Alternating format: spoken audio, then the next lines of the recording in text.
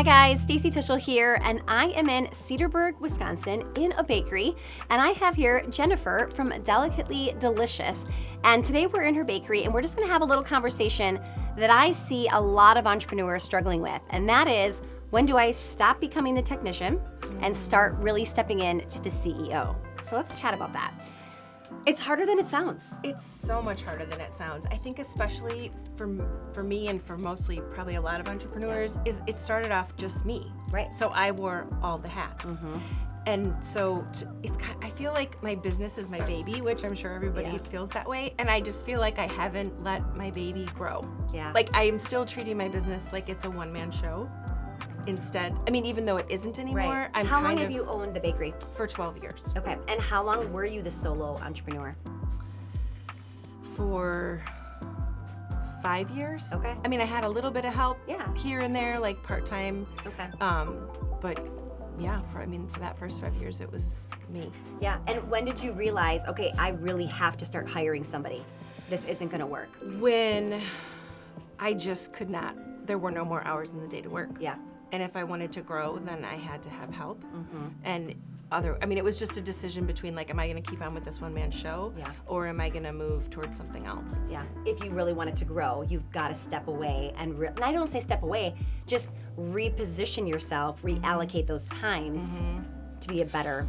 Well, and I think even when I was a one-man show, Yeah. I felt like the only thing, it's not that it was the only thing of value, but I kind of felt like if I wasn't doing direct money producing things, I mean, everything you do is a money Right. producer Has down to the get line, but like if I wasn't decorating a cake or decorating cupcakes or like, that's what I felt like was my main job. And then even when I hired more help, I never stopped. I would do that in my free time. Yeah. Yeah. So like all of the social media stuff or any of like the business stuff, even payroll and like all of those different things, I did that outside of the hours that I was working in the business. So right now, today, how percentage-wise, what do you think you're still spending on the business versus in it? I would say it's getting better like super recently, but I would say for most of last year, it was like 90-10, 90 in and 10. And it's not like I wasn't doing a lot in the 10%, but I was doing it all outside of the time that I would be here producing something that makes income. So now you're already working hard and you feel like you have to work harder to squeeze it in on your off time. So you're working on off time. Right. And we have that guilt because it's our baby, like you said.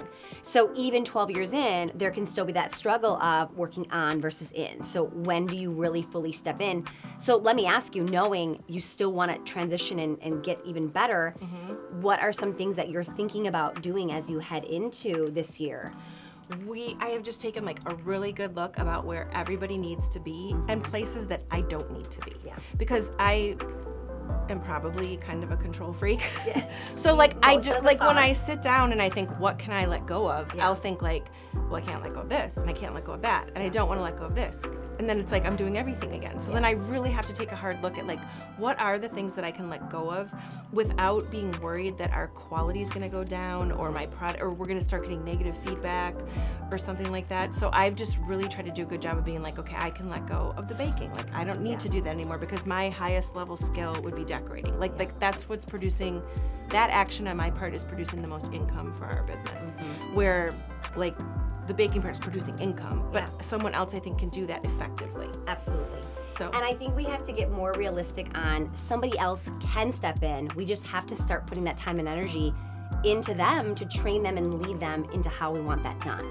yes, and I think for me, it's been hard because this is my baby. Yeah. But to other people, not that it's just their job, but it is hard. It's not the same always. And then I find myself just getting really disappointed, or like I get frustrated because I just assume that they don't care as much as I do. And then I end up taking that task back. Right, absolutely.